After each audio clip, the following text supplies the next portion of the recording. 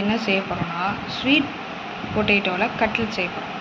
அதுக்கு நான் வெங்காயம், அடிக்கு பார்த்தீங்கன்னா தக்காளி, அதுக்கப்புறம் குடமிளகாய் எடுத்திருக்கேன். ஸ்வீட் பொட்டேட்டோ ஏற்கனவே நான் வேக வச்சுட்டேன், அதுவும் உங்களுக்கு காமிக்கிறேன். இப்போது நம்ம எப்படி பண்ணுறதுன்னு நம்ம பார்க்கலாம். ஸ்வீட் பொட்டேட்டோ இப்படி சின்ன சின்னதாக நறுக்கி நம்ம வேக வச்சோம் அப்படின்னா சீக்கிரமே வெந்துடும், ரொம்ப நேரம் எடுத்துக்காது. நான் இப்போ இது கடாயில் தான் வச்சு பண்ணியிருக்கேன். ஓகேவா? கடாயை வச்சு அடுப்பில் காயட்டும் சட்டி நல்லா. ஆனால் ஆயில் விட்டாச்சு, சட்டி நல்லா காஞ்சிடுச்சு, ஆயில் விட்டாச்சு. கொஞ்சம் நேரம் சூடாகட்டும். சூடாகிறதுக்கு இப்படி கை வச்சு பார்த்தீங்கன்னா தெரியும் ஆயில் சூடாயிடுச்சா என்னென்னு. ஆயில் நல்லா ஹீட் ஆயிடுச்சு. ஸோ நம்ம என்ன பண்ணலான்னா வெங்காயம் போட போகிறோம்.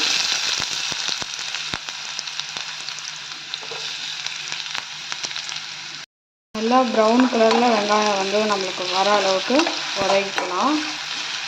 நான் ஏன் எல்லா காய்கறியும் வதக்கிக்கிறேன் அப்படின்னா ஆயிலில் நம்ம ரொம்ப நேரம் வேக வைக்க முடியாது. ஆயில் நம்ம சேவ் பண்ணலாம். தனியாக இதை வதக்கிக்கிட்டு நம்ம பண்ணும்போது கொஞ்சம் வெந்துடும். அப்போ சாப்பிட்றதுக்கு நம்மளுக்கு இன்னும் ஈஸியாக இருக்கும். எப்போதுமே இப்போ வெங்காயத்தை போட்டு கொஞ்சோண்டு ஒரு உப்பு போட்டுக்கிட்டீங்க அப்படின்னா கொஞ்சம் சீக்கிரமாக வேகும். வெங்காயம் கலர் சேஞ்ச் ஆகிடுச்சு. இப்போ நம்ம கொஞ்சோண்டு இஞ்சி பூண்டு பேஸ்ட் ஆட் பண்ணிக்கலாம். இதில் கொஞ்சம் தான் ஆட் பண்ணியிருக்கேன், ஒரு டேஸ்ட்டுக்காண்டி. அடுத்து தக்காளியை போட்டாச்சு. ஏன் தக்காளியும் வெங்காயத்தையும் நம்ம தனித்தனியாக போடுறோம் அப்படின்னா ஒன்று வேகிறதுக்கு லேட் ஆகும். ஒன்றா சேர்த்து வேக விட்டால் டேஸ்ட்டு மாறிடும். நல்லா நைஸாக நறுக்கிக்கோங்க தக்காளியெல்லாம். இப்போ இது கொஞ்சம் நேரம் இருக்கட்டும். நல்லா தக்காளி ஸ்மெல் போகிற வரைக்கும் நல்லா பச்சை வாடை போகிற வரைக்கும் நல்லா வதக்கணும். மூடி கூட போட்டு மூடி வச்சுக்கலாம். பேலன்ஸ் இருக்க குடமிளகாயும் கேரட்டையும் நம்ம போட்டுடலாம்.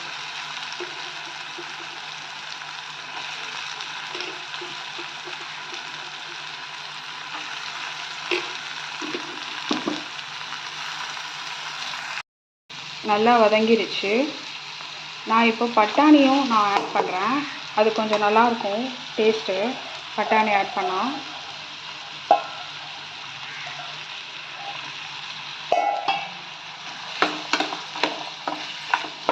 நல்லா கிண்டி விட்டு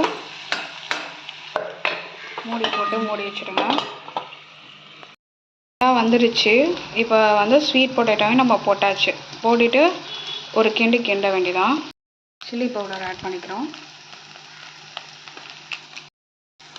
சாட் மசாலா,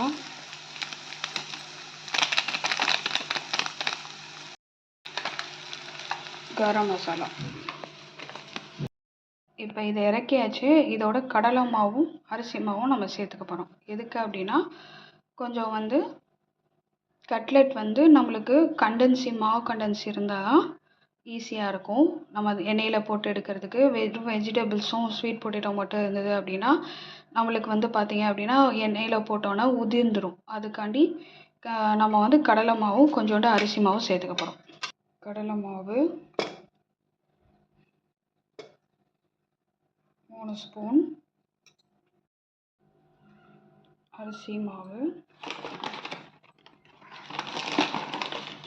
2 ஸ்பூன் சேர்த்துக்கோங்க.